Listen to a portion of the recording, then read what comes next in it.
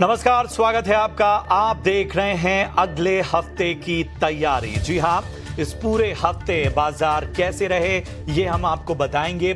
किन सेक्टर्स में तेजी रही, कहां मंदी छाई रही, बाजार से ओवरऑल जो संकेत थे इस पूरे हफ्ते किस तरह के नजर आए, ये सारी बातें आपके सामने रखेंगे और इस आधार पर अपने साथ दिग्गज एक्सपर्ट्स को जोड़ेंगे और उनसे जानेंगे कि आखिर अगले हफ्ते इंडेक्स स्तरों पर नजर रखनी है तो क्या रणनीति लेकर चलें, और सेक्टर स्पेसिफिक का, स्टॉक स्पेसिफिक रणनीति अगर लेकर चलनी है तो आखिर वो क्या होगी।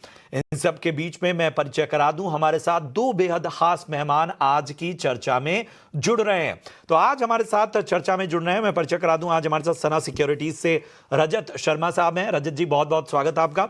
और इसके साथ ही हमारे साथ यस सिक्योरिटीज से लक्ष्मीकांत शुक्ला है। लक्ष्मीकांत जी, आपका भी बहुत बहुत स्वागत।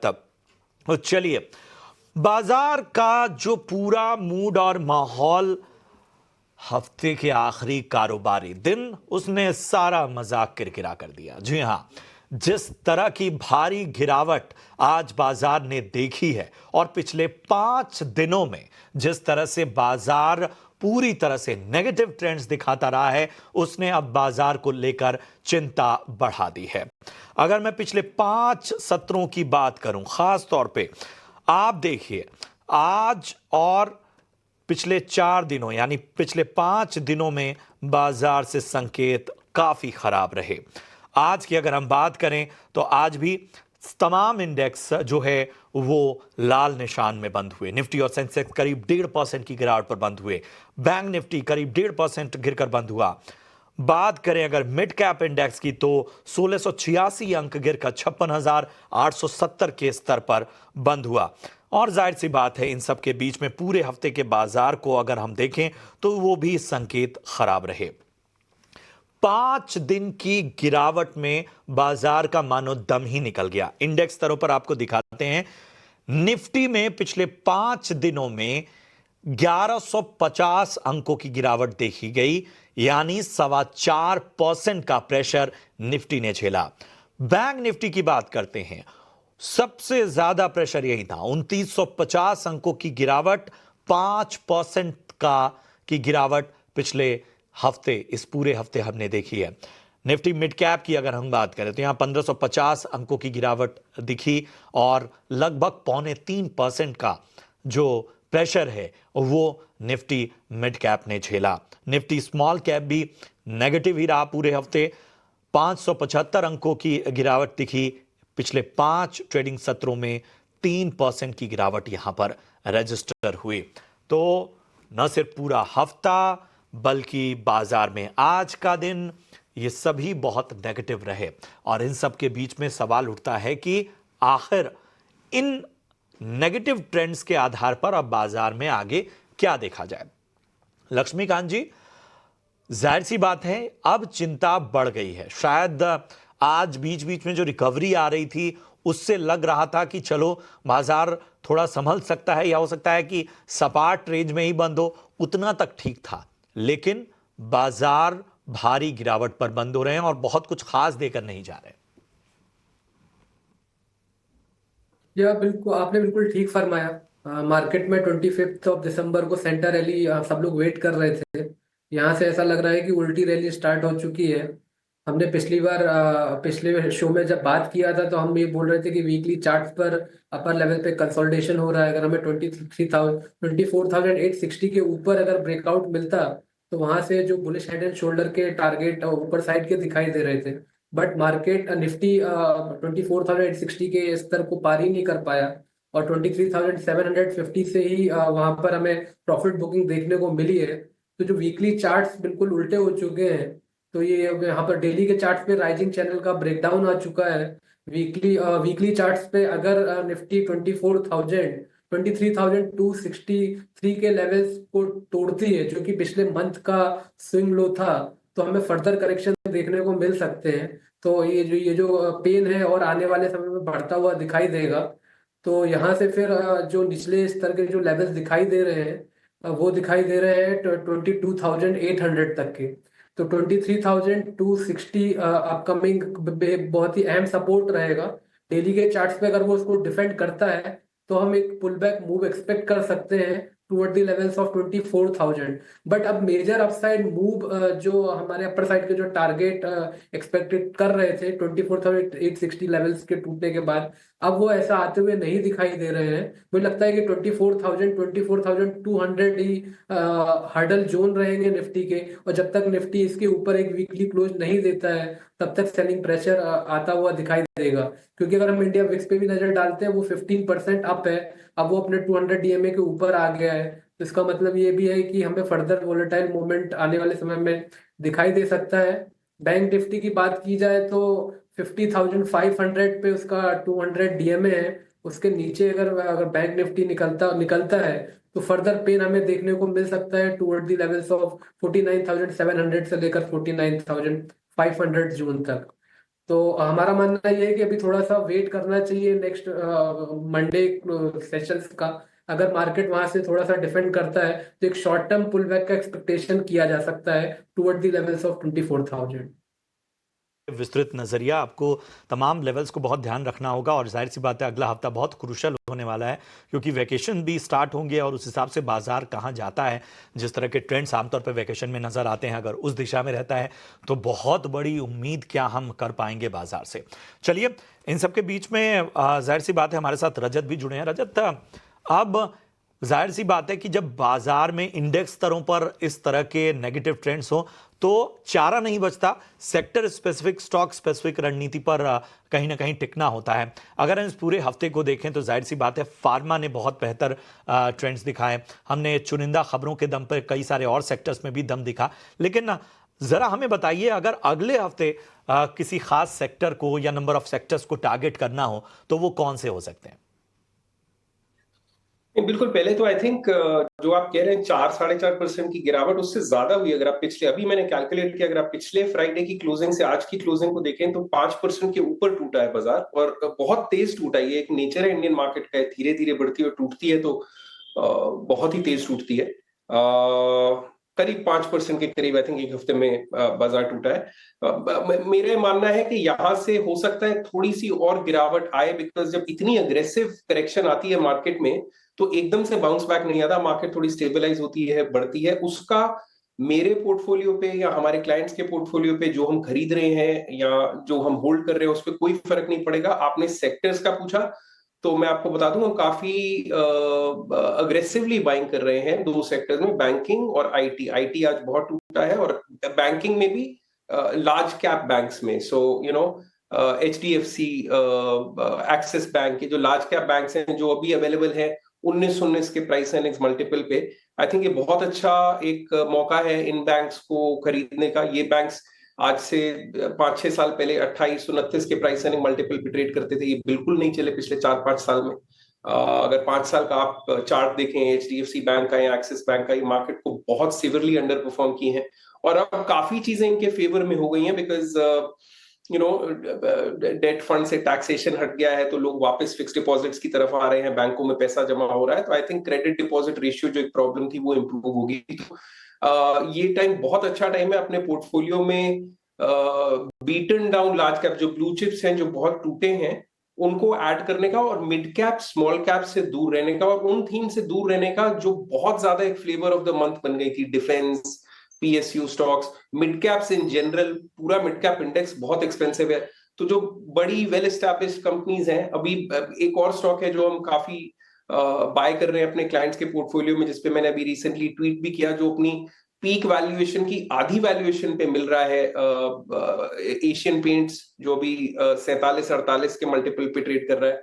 आई थिंक इसके अगेंस्ट सेंटिमेंट बहुत खराब है बिकॉज मार्केट में कंपटीशन बहुत बढ़ गया है, बिरला, आदित्य सब पेंट इंडस्ट्री में आ रहे हैं, बट यू नो इस कंपनी के पास 18,000 करोड़ के रिजर्व हैं, तो ये 1-2 साल आराम से अपने यू नो डिस्ट्रीब्यूटर नेटवर्क को, जो कि सबसे बड़ा है, मार्जिन इंक्रीज करके ज्यादा पास ऑन करके कंपटीशन को थ्वॉट कर सकता है। और ये हमने पहले कई कंपनीज में देखा है ऐसा, जो वेल एस्टैब्लिश होती है, टूथपेस्ट में हमें कोलगेट में दिख चुके हैं। तो ये एक बहुत अच्छा स्टॉक है अपने पोर्टफोलियो में ऐड करने का अगर आपको लंबे टाइम के लिए लेके रखना हो। दोनों ही स्टॉक्स का 1.5% के करीब डिविडेंड भी है, तो हम तो बिल्कुल बाइंग कर रहे हैं इनमें। और मेरा मानना है मार्केट यहाँ से और 5-10% गिर सकती है, बट दैट्स ओके, वो उतना रहता है। कॉशियस रहना होगा, खासतौर पे इंडेक्स स्तरों पर। लेकिन जाहिर सी बात है कि ऐसे दिग्गज जैसा रजत ने बताया कि लार्ज कैप प्लेयर्स जो शायद इससे बेहतर वैल्यूएशन पे आपको ना मिले, उनमें बैंकिंग आईटी प्रमुख है। आईटी पर भी मैं चर्चा करूंगा, रजत आपके पास आऊंगा। लेकिन लक्ष्मीकांत जी, मैं आपके पास आना चाहता हूं। जरा हमें बताइए कि ये जो खपत वाला क्षेत्र है, एक जो सबसे बड़ी चिंता ये है कि हम कोविड के बाद से ही देख रहे हैं कि जिस तरह का एक पुल बैक होना चाहिए, जिस तरह की स्ट्रेंथ दिखनी चाहिए, वो नजर नहीं आ रही है। बीच बीच में एक अच्छी रैली हमें दिखाई देती है, लेकिन वो कंसिस्टेंट नहीं है, और एक लीडरशिप लेने की जो कोशिश होती है मार्केट में, वो भी नजर नहीं आती है। तो इस पूरे एफएमसीजी सेक्टर को आखिर इस बाजार में किस तरह से देखा जाए? कि एफएमसीजी में अगर हम निफ्टी एफएमसीजी के चार्ट्स पर अगर नजर डालते हैं तो वहां पे डाउनवर्ड ट्रेंड तो बना हुआ है, और स्टिल अभी भी कुछ खास रेस्पाइट दिखाई नहीं दे रहे हैं। मुझे लगता है कि जो इसका जो शॉर्ट टर्म बॉटम बना था अराउंड द लेवल्स ऑफ 55,400, अभी वहां पे थोड़ा सा कंसोलिडेशन बनता हुआ नजर आ रहा है। अगर उसके नीचे अगर निफ्टी एफएमसीजी निकलता है तो हमें फर्दर करेक्शन आने वाले समय में भी दिखाई दे सकते हैं। ये जो प्राइसेस हैं सारे की मूविंग एवरेज के नीचे सस्टेन कर रहे हैं। डेली वीकली के अगर आरएसआई भी देखे जाए, वहां पे भी बेरिश क्रॉसओवर दिखाई दे रहा है। तो मुझे कुछ खास अपर साइड के मोमेंटम इसमें नहीं दिखाई दे रहे हैं। हाँ, कुछ सेलेक्टिव स्टॉक्स हैं जिसमें हम आने जो अभी भी थोड़ा सा रेजिलियंस शो कर रहे हैं ऐसे मार्केट में। तो मुझे लगता है कि जैसे आईटीसी हो गया, तो आईटीसी एक स्टॉक है जहां पर रिस्क रिवॉर्ड रेशियो फेवरेबल नजर आ रहा है, तो वहां पर हम एक अपसाइड पोजीशन क्रिएट कर सकते हैं। दूसरा जो है वो यूबीएल लिमिटेड है, यूनाइटेड बेवरेज लिमिटेड। इसने भी रिसेंटली कंसोलिडेट आउट दिया था, तो इसमें जो इंपॉर्टेंट सपोर्ट नजर आ रहे हैं वो नजर आ रहे हैं 1955 के।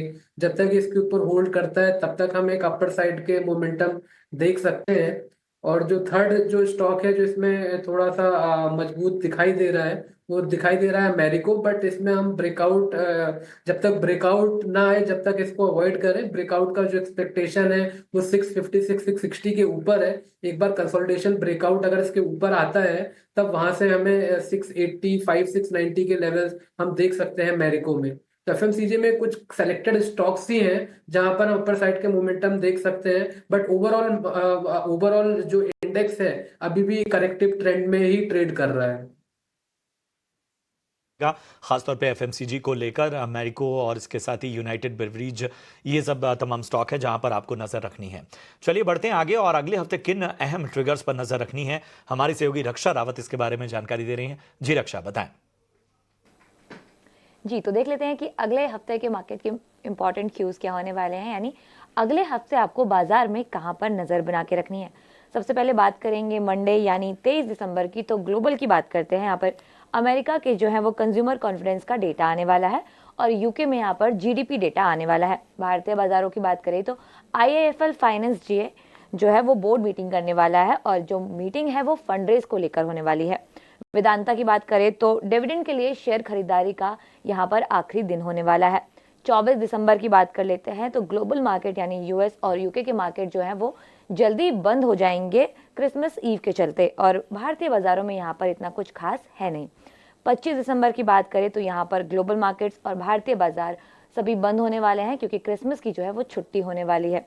26 दिसंबर की बात करते हैं तो अमेरिका में यहाँ पर इनिशियल जॉबलेस क्लेम का डेटा आने वाला है, और यूके की बात करें तो यहाँ पर जो है वो हॉलीडे होने वाला है बॉक्सिंग डे को लेकर, तो यूके के मार्केट बंद रहेंगे 26 दिसंबर को। भारतीय बाजारों की बात करें तो कॉर्पोरेट एक्शन में यहाँ पर हुडको जो है वो बोर्ड मीटिंग करने वाली है फंडरेज को लेकर। हफ्ते के आखिरी कारोबारी दिन यानी फ्राइडे की बात कर लेते हैं 27 दिसंबर की। तो ग्लोबली इतना कुछ इंपॉर्टेंट है नहीं, लेकिन भारतीय बाजारों में जो है वो घरेलू फॉरेक्स रिजर्व के जो है वो आंकड़े आने वाले हैं। और कॉर्पोरेट एक्शन के तौर पे देखें तो मजगांव डॉक जो है वो शेयर विभाजन करने वाली है, जी हाँ, शेयर धारकों को एक स्टॉक के बदले यहाँ पर 2 स्टॉक मिलेंगे।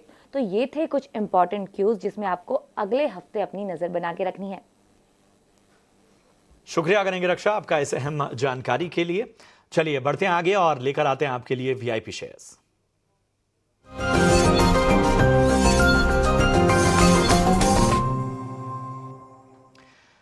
तो रजत, हमें बताइए आज आपकी टॉप पिक कौन सी है?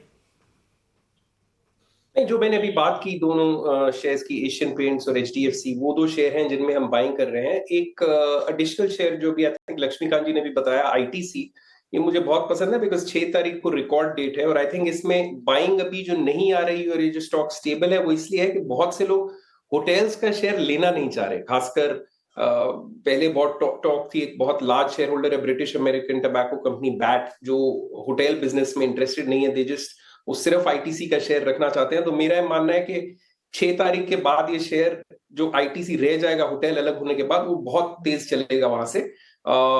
थोड़ा सा आपको शायद कॉन्ट्रा लगे पिक, बट ये जिस प्राइस पे मिल रहा है आईटीसी, एक ये शेयर है जो आपको बिल्कुल अपने पोर्टफोलियो में ऐड करना चाहिए। और जहां तक एफएमसीजी इंडेक्स का सवाल है, आई थिंक आप अगर एफएमसीजी इंडेक्स के टॉप 10 स्टॉक्स देखोगे, Hindustan Unilever, ITC itself 35% Nifty FMCG का वेटेज है इसमें।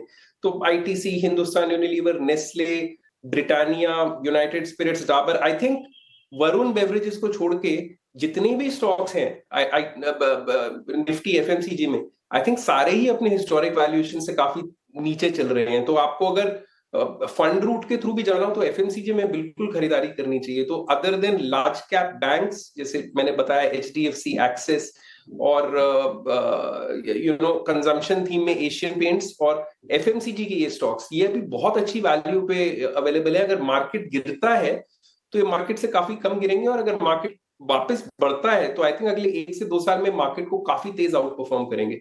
तो यहाँ पे डेफिनेटली आपको बाइंग करनी चाहिए। आप एक डिसिप्लिन बना लीजिए, हर हफ्ते हर महीने कुछ कुछ शेयर्स इन सेक्टर्स में और इन स्टॉक्स में आप खरीदते जाइए, बहुत अच्छा एक पोर्टफोलियो बन जाएगा। मैं फटाफट से बताइए आपकी टॉपिक।